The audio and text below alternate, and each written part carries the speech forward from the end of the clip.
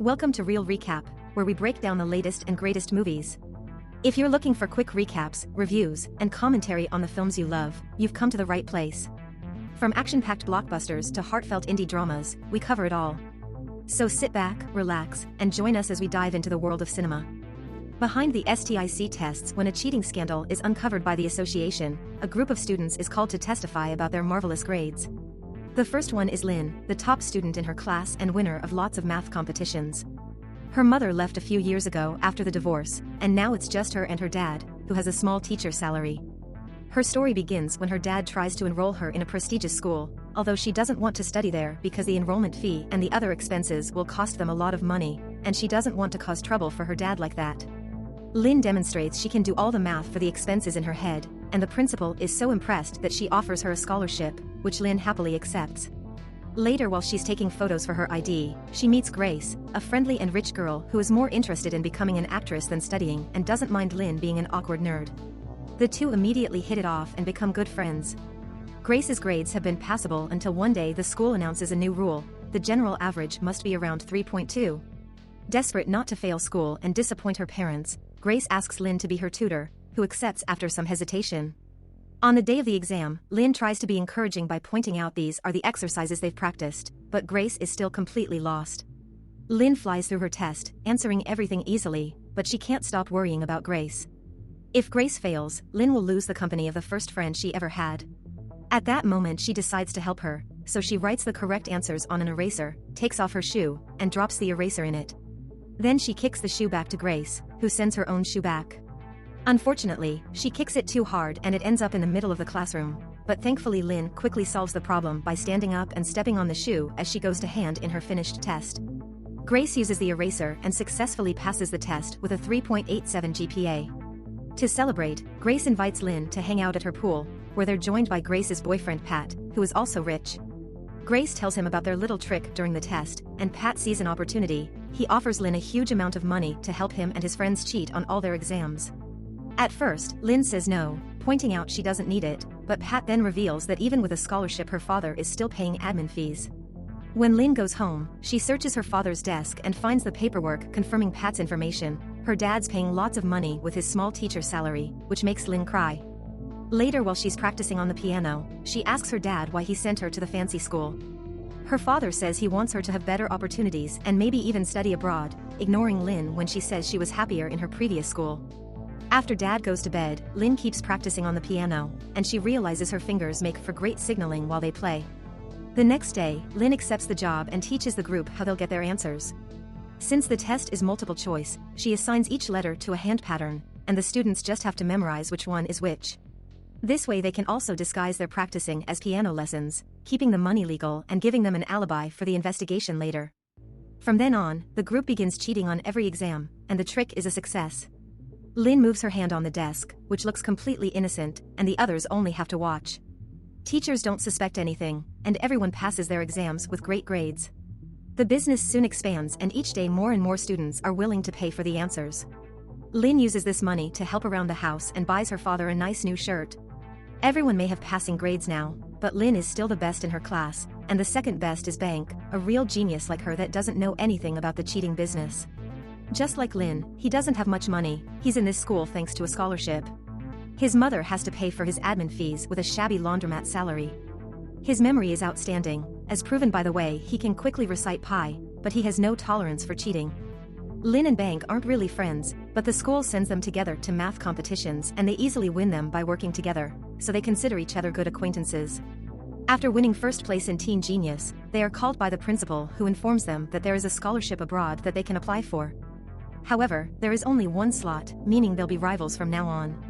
Bank feels very nervous under all this pressure, but when he gets home and discovers his old mother is washing by hand because the machine broke, he still prefers to help her rather than study. One day, Bank is approached by classmate Tom, who wants to pay Bank for his help during the exam because the piano code is too hard for him. However, Bank turns him down, not wanting dirty money. During the exam, Lynn continues to use her hand signals as usual, but since Tom didn't memorize them, he keeps trying to peep at Lynn's paper. Suspecting Tom would try to cheat, Bank is keeping an eye on him and notices his peeping. When he finishes his own exam, Bank stands up and pretends to trip next to Lynn's desk, showing her a note saying Tom is trying to cheat, and Lin pretends to be grateful about it. Then Bank hands in his test and tells the teacher about Tong before leaving.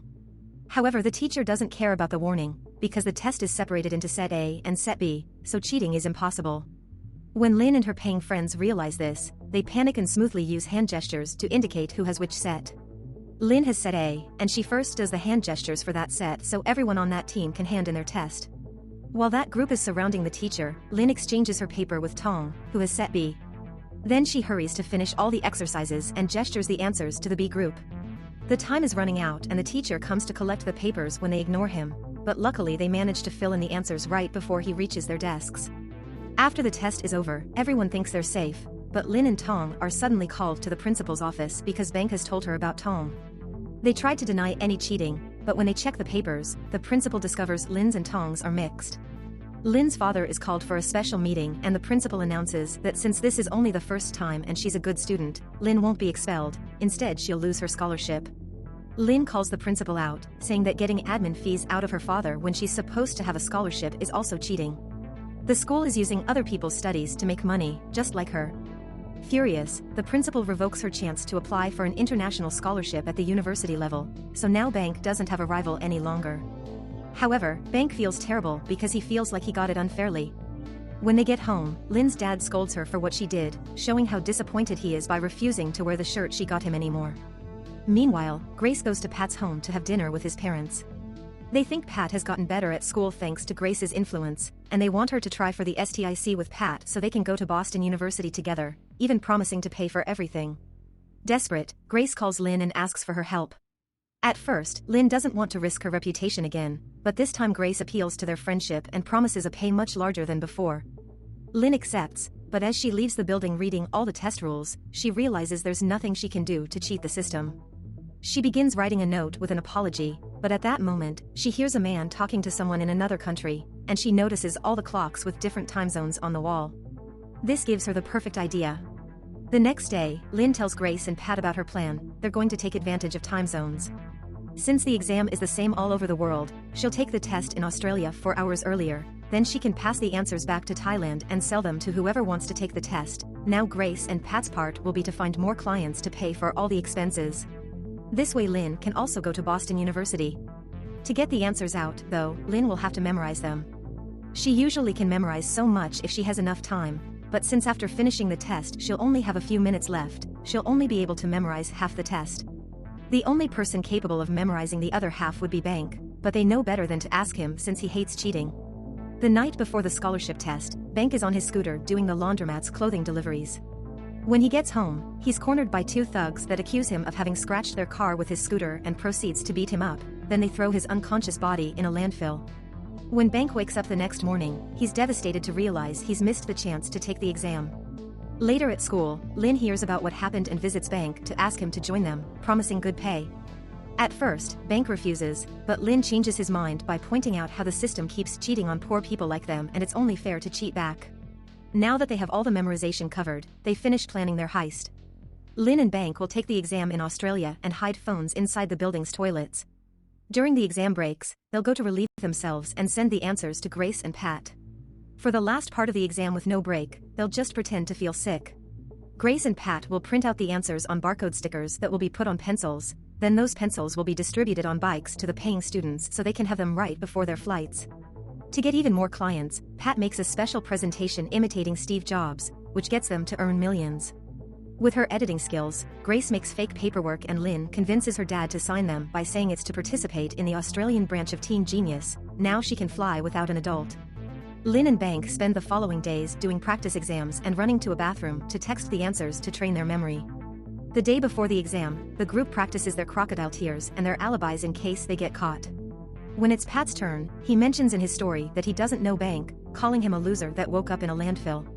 Bank gets furious and jumps on Pat to beat him up, but the girls quickly pull them apart as Bank explains he never told anyone about the landfill. This means Pat paid those thugs and made Bank miss the test on purpose so he could help them instead. Bank quits the plan and leaves the building, but when he's on the street, he sees a laundromat ad and wonders if he can really have that life forever. Meanwhile, Lin is also disgusted by what happened and quits too. Grace swears she didn't know about it and asks Lin to at least not be mad at her because she treasures their friendship. Afterward, Lin goes looking for Bank, who has decided to rejoin the group because if he got beaten up and lost his chance, then he at least wants to be paid for it. Lin doesn't want to help, but Bank changes her mind by pointing out it's her fault he's in this mess, so she should take responsibility and fix it. A few hours later, Lin and Bank fly to Sydney. They're awkward and silent the whole trip, but when they get there, they reconcile and take a selfie together. The morning of the test, they hide the phones in the bathrooms and then go to the classroom, where they quickly complete the first part of the test with no issues. This gives them enough time to memorize the answers. Once the time for the first break arrives, Lin and Bank run to the bathrooms and type their answers. However, before sending him, Bank asks for more money. Pat hates him for it and at first, refuses, but since Bank points out he wants compensation for being beaten up, Pat sends him half the money and promises to pay the other half after the test. Bank takes it and finally sends his answers. A few minutes later, Lin and Bank return to the classroom and work on the second half of the test quickly as well. However, during the second break, they start to get in trouble. Bank gets to his stall fast, but it takes him a moment to remember all the answers. He does manage to send them, but the inspecting officer comes to knock on his door after noticing Bank is taking too long in there. Bank panics and accidentally breaks the toilet lid. He also tries to flush the phone down the toilet and fails, so he gets caught. Meanwhile, Lin has to wait in line before she gets access to her stall. She manages to send all the answers, but she's also suspected of taking too long. Luckily, she thinks of hiding her phone in her shoes and escapes the bathroom safely. However, outside she discovers Bank being scolded and that all the students are being searched, so she hides the phone in the water cooler before returning to the classroom. Unfortunately, Bank doesn't return and Lin has to do the last part alone. For a moment she thinks she can't memorize this much, but her hand begins to move unconsciously, and she realizes she can do this if she memorizes it like a music sheet. The trick works, but now she doesn't have much time left, so she uses a pencil to force herself to vomit. Pretending to feel sick, Lin leaves the classroom, recovers the phone, and sneaks out of the building while avoiding the officers. However, her strange movements are noticed on the security camera and the officers begin to chase her.